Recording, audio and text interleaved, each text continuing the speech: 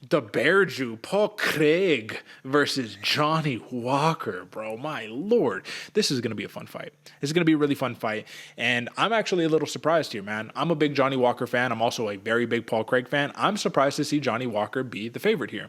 Just because I feel like he's memeified himself. He's turned into a meme. People don't respect him for the hyped up fighter that he was once upon a time. They just see him getting comically knocked out by Jamal Hill.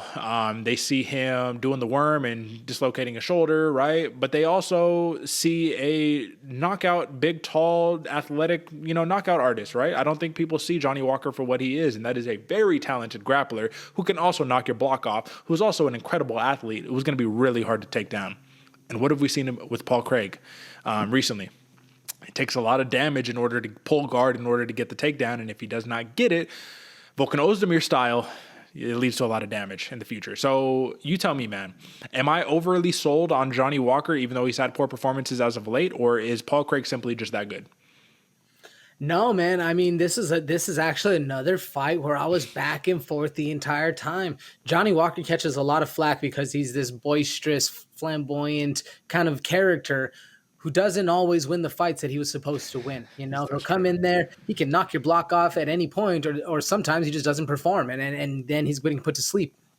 There's a number of things that Johnny Walker has done in his career that a lot of people say, he should have taken the other step this way or that. Like you said, doing the worm in the middle of the cage after you just knocked somebody out, great call.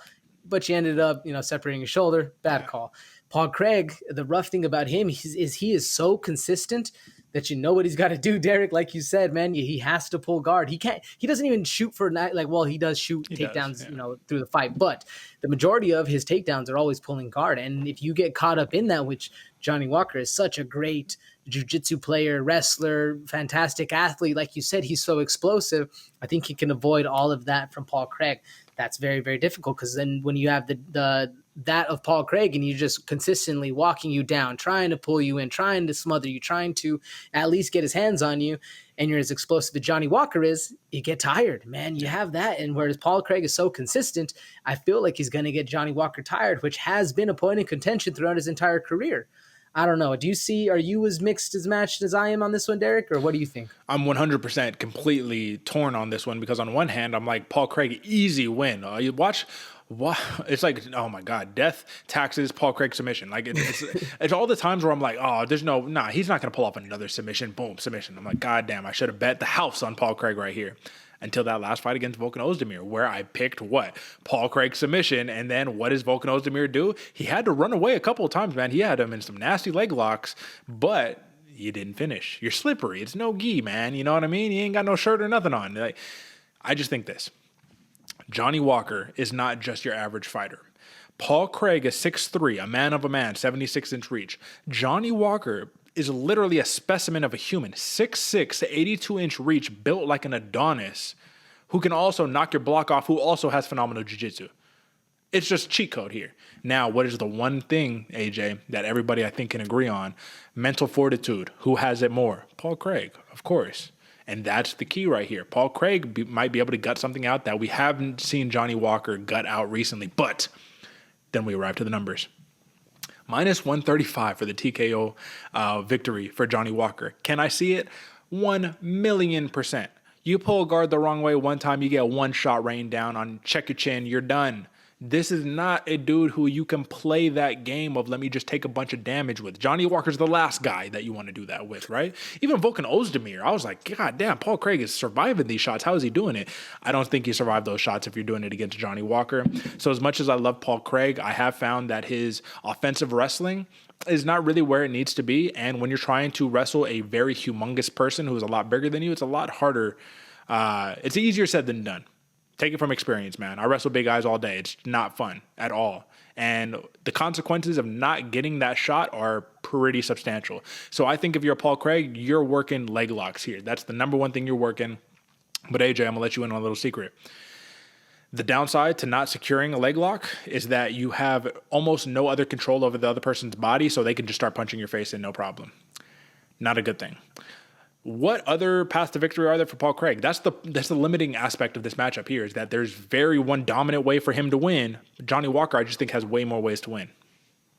Yeah, and I agree with you, Derek. And I think it's going back to what I was saying before about Paul Craig is that consistency is going to matter in this fight for him. If he stays with that consistent path, that one path we're talking about, Paul Craig by submission, if he stays there, it's going to, I think it'll pay dividends throughout the fight because Johnny Walker is inconsistent in the way he fights. If Johnny Walker can come out there and put a technical battle and actually stay composed and stay like the fighter that his coach has been trying to make him, Johnny Walker is a hell of a fight. Like that is a specimen, like you said, Derek, technical, athletic, explosive. Or he's going to fight like the normal Johnny Walker we see, where this dude comes in with a little bit of an ego. He's fighting, he's throwing these big punches, winging shots out of nowhere, getting a little crazy. And I think it's in that craziness where Paul Craig is going to find his opening, find that point where he can actually slip something in, leg lock him up, put a backpack on him. In that explosiveness that is a gift to Johnny Walker, I think Paul Craig is going to find his gift of cinching something up in there, in that madness, in that turnaround. But like I said, Derek, I agree with you. If Johnny Walker can put this as a technical thing, piece him up, throw those long shots, put Paul Craig down when he's on the ground trying to go for something like that. You know, like you said, when he's going for a leg lock and Johnny Walker just reaches over with that 8-foot arm and punches Paul Craig in the face, it's going to be hard to really survive any of that if you're Paul Craig. Now, like I said, man, what do you think? Do you think Paul Craig can actually capitalize on that explosiveness, on that aggression, or is it going to be too slippery in there, Johnny Walker, all day long? I think he can. I don't think it's a matter of if can he, it's will he, right? I think he can do it. It's all going to come down to that one split-second decision. And if you're a betting man, you're literally betting on fractions of a second determining the outcome of the fight.